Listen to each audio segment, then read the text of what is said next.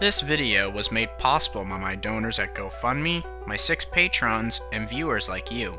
Your support is what helps make these videos possible. Thank you.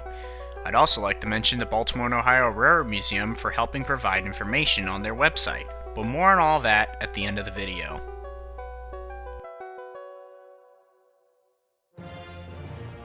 One of the most important moments in the United States is the inauguration of a newly elected president. Thousands of people would flock across the country to honor the new president. On January 20th, 1953, it was the inauguration of the 34th President of the United States, Dwight D. Eisenhower, a well-known general from World War II who was behind the genius operations such as the D-Day landings.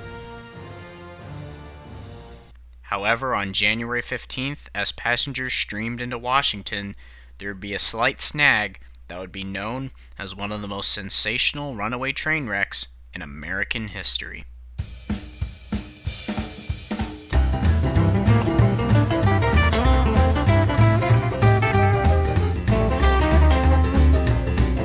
On January 15th, 1953, the Federal Express was running from Boston to Washington, D.C.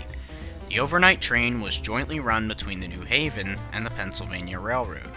From Boston to New Haven, a New Haven diesel took the train at 11 p.m. the night before. Then a New Haven electric switched out the diesel and added several cars. When the train reached New York Penn, the New Haven electric was swapped for a Pennsylvania Railroad GG1 4876 to continue the journey toward Washington. At the time, the train had 16 coaches and sleeper cars with 400 passengers on board. The train ran smoothly as it entered the state of Maryland. However, not far from Washington, things started to go wrong. Baltimore was the last stop before arriving at Union Station, the final destination. After leaving Baltimore, the train accelerated to 80 miles an hour, normal track speed. As the train neared Landover, Maryland, the engineer, Henry W. Brower, tried to slow the train for its approach into Washington. But the train slowed to only 60 miles an hour. He needed to get the train to around 30 miles an hour, but no matter what, the train continued to not slow down fast enough. Brower then threw the emergency brakes, however, they were just as weak, only slowing the train down to 50 miles per hour. Brower then set the engine into reverse, but 4876 began malfunctioning due to the stress being placed on it. Sparks began flying from the wheels of the engine in the first 3 coaches as they tried to slow the train down. Then there was more trouble. The Federal Express now began descending a 5,500-foot long section of track on a relatively steep 0.73% grade that leads into Union Station. This caused the train to accelerate. There was nothing more Brower could do to save the train. He began to desperately blow 4876's Leslie A200 horn, hoping to get the attention of the towerman ahead. In the train yard at Union Station, towerman John Feeney in K-Tower set the switches to send the Federal Express onto track 16 as originally planned. But when the train raced past him at high speed, he telephoned the station master's office. Clerk Ray Klopp picked up the phone. Feeney shouted, "Runaway on track 16!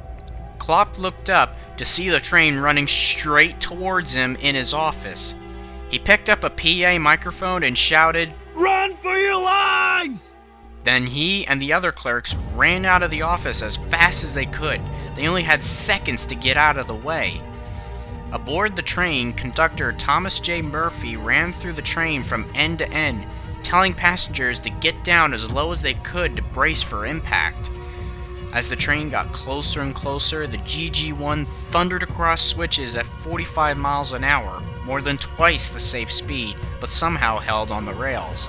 The sudden turns helped slow the train down to 35 miles an hour, but it was already too late.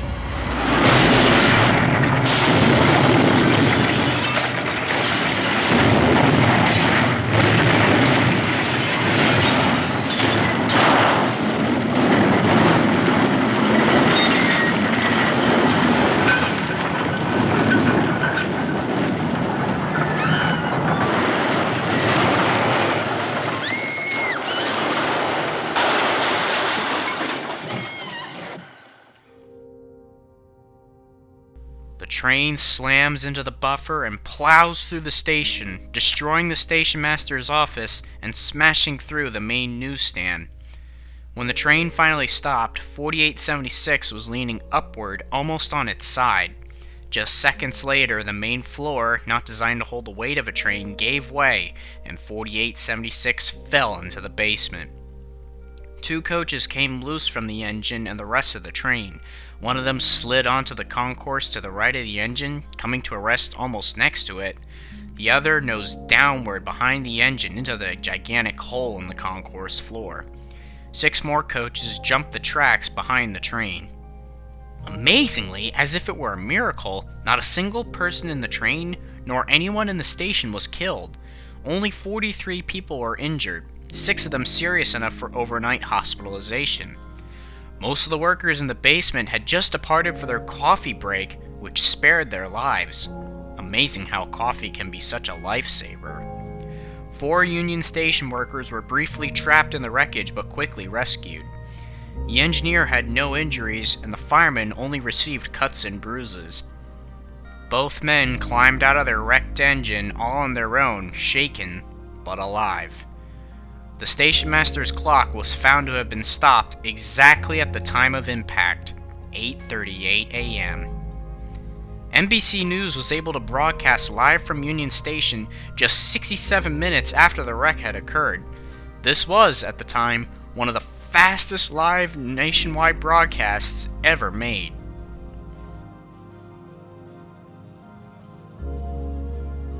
The people and the press were curious to know how this train ran away in the first place, but before investigators could piece together what had happened, there was a problem. The inauguration of Dwight D. Eisenhower was only still a few days away. The wrecked and derailed coaches could be easily removed, but what were they going to do with a big GG1 sitting in the basement of the station with a destroyed floor when there's still several thousand people that'll be coming to the inauguration by train? Well, the answer was simple. Just build a false floor over the engine. And that's exactly what they did. Working round the clock, the derailed cars were removed, the engine stayed in the basement, and Steiner Construction Company erected a temporary wooden floor over the hole in the concourse and covered it with quick-drying asphalt in just 2 days. The workers also built a temporary station master's office and newsstand in time for the crowds coming into D.C. Train service, although delayed, was thankfully not canceled, and people would have had no idea a train had ran away and crashed into the station if it weren't for the newspapers and local TV news coverage. When the inauguration came and went, 4876 was taken apart into 3 pieces and was hoisted out from the station basement and taken to Altoona shops for reassembly, where it continued to run for the Pennsy for 30 more years, even serving the later Penn Central, Conrail, and even New Jersey Transit under NJ DOT. After retirement in 1983, it was sent to the Baltimore and Ohio Railroad Museum, where it currently sits today, awaiting restoration, having fallen victim to vandalism and the elements. When investigators pieced together the events before the runaway, they came across some odd events. After the 11 p.m. departure from Boston on the 14th, the train stopped twice about 70 miles south of Boston. Its brakes were sticking, and a 45-minute inspection took place to find the issue. Conductors discovered a closed angle cock valve at the rear of the third car. The air brake system aboard the rail cars had angle cocks at each end of each car. Both valves had to be open for the air braking system to operate. The only closed valve would be at the rear of the final car. Air brakes on trains are powered by compressed air tanks aboard each car. The engine generates air pressure that is supposed to flow through the air brake system along the entire length of the train. When this pressure is lowered, valves on the pressurized air tanks come open. The air from the tanks put pressure on the brake shoes, which push against the wheels and cause braking to occur. If the cars separate from one another or from the engine, the pressure automatically drops and the brakes will come on automatically. It's a bit of a failsafe.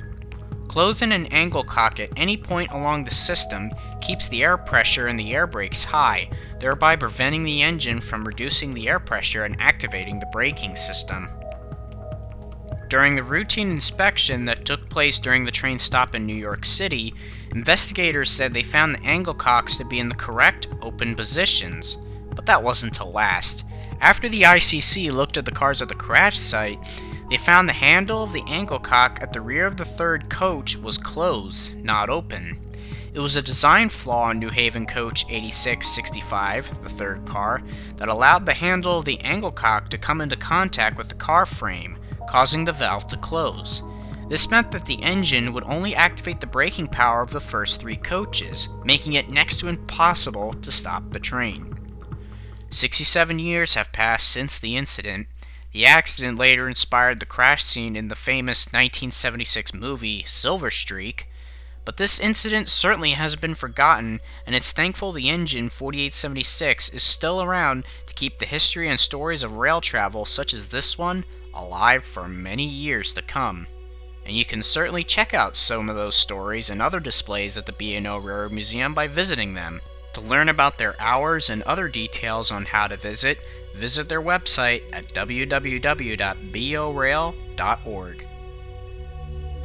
Once again, thank you so much to my donors at GoFundMe and my patrons on Patreon. It's thanks to your support that videos like this are still possible, as YouTube's not a big fan of these kind of videos. If you want to donate to my GoFundMe or check out my Patreon with exclusive content and join one of 2 tiers, check out the links below in the description. I would though like to apologize. Ever since the holidays my upload schedule has been completely thrown out the window. But I'm trying to get back on track now, and I'm pretty sure this video was worth the wait for you guys, even if it is pretty late by a few days. But thanks for watching, and I'll see you next time.